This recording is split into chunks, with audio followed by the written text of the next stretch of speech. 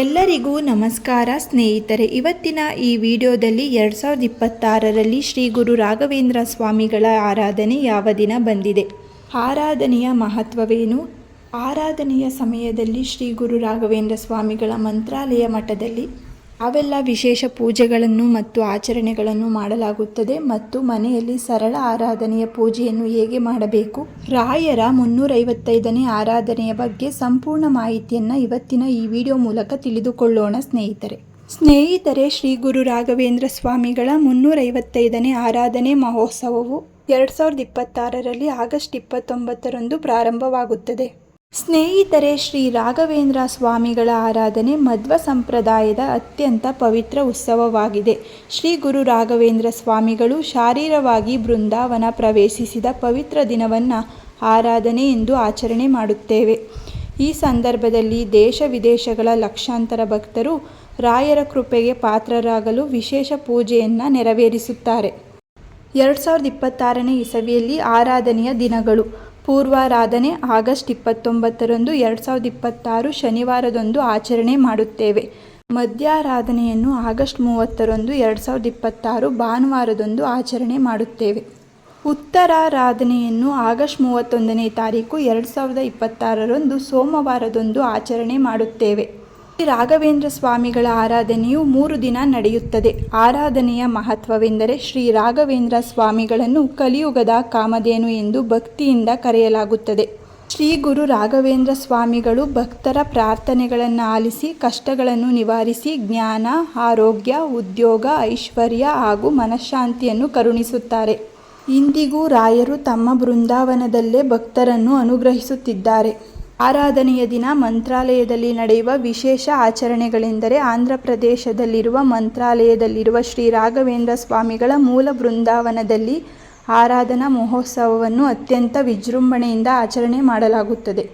ಈ ಸಂದರ್ಭದಲ್ಲಿ ನಡೆಯುವ ಪ್ರಮುಖ ಸೇವೆಗಳೆಂದರೆ ಪಂಚಾಮೃತ ಅಭಿಷೇಕ ಸೇವೆ, ವಿಶೇಷ ಅಲಂಕಾರ ಸೇವೆ, ತುಳಸಿ ಅರ್ಚನೆ ಸೇವೆ, ವೇದ ಪಾರಾಯಣ ಸೇವೆ, ಶ್ರೀ ಗುರು ರಾಘವೇಂದ್ರ ಸ್ವಾಮಿಗಳ ಸ್ತೋತ್ರ ಪಾರಾಯಣ, ಮಂಗಳಾರತಿ, ಮಹಾಮಂಗಳಾರತಿ, ಅನ್ನ ಸಂತರ್ಪಣೆ, ರಥೋತ್ಸವ ನಡೆಯುತ್ತದೆ.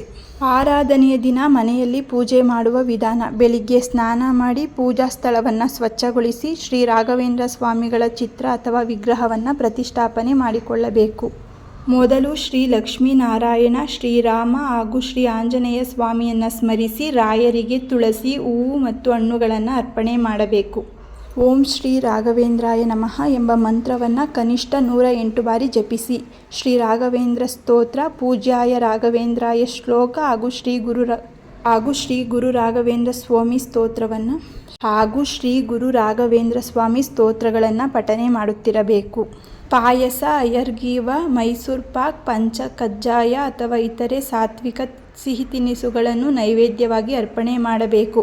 ಕೊನೆಯಲ್ಲಿ ಕರ್ಪೂರ ಆರತಿ ಮಾಡಿ ಪ್ರಸಾದವನ್ನು ಕುಟುಂಬದವರಿಗೆ ಹಂಚಿ. ಶ್ರೀ ಗುರು ರಾಘವೇಂದ್ರ ಸ್ವಾಮಿಗಳ ಆರಾಧನೆಯಿಂದ ದೊರೆಯುವ ಫಲಗಳೆಂದರೆ ಭಕ್ತಿಯಿಂದ ಶ್ರೀ ರಾಘವೇಂದ್ರ ಸ್ವಾಮಿಯನ್ನು ಆರಾಧಿಸಿದರೆ ಕಷ್ಟಗಳು ಮತ್ತು ವಿಘ್ನಗಳು ದೂರವಾಗುತ್ತವೆ. ಮನಸ್ಸಿಗೆ ಶಾಂತಿ ಮತ್ತು ಆತ್ಮಸ್ಥೈರ್ಯ ಹೆಚ್ಚಾಗುತ್ತದೆ. ವಿದ್ಯೆ, ಉದ್ಯೋಗ ಮತ್ತು ವ್ಯಾಪಾರದಲ್ಲಿ ಪ್ರಗತಿ ಉಂಟಾಗುತ್ತದೆ. ಕುಟುಂಬದಲ್ಲಿ ಸುಖ, ಆರೋಗ್ಯ ಮತ್ತು ಸಮೃದ್ಧಿ ನೆಲೆಸುತ್ತದೆ. ಗುರು ಕೃಪೆಯಿಂದ ಇಷ್ಟಾರ್ಥಗಳು ನೆರವೇರುತ್ತವೆ.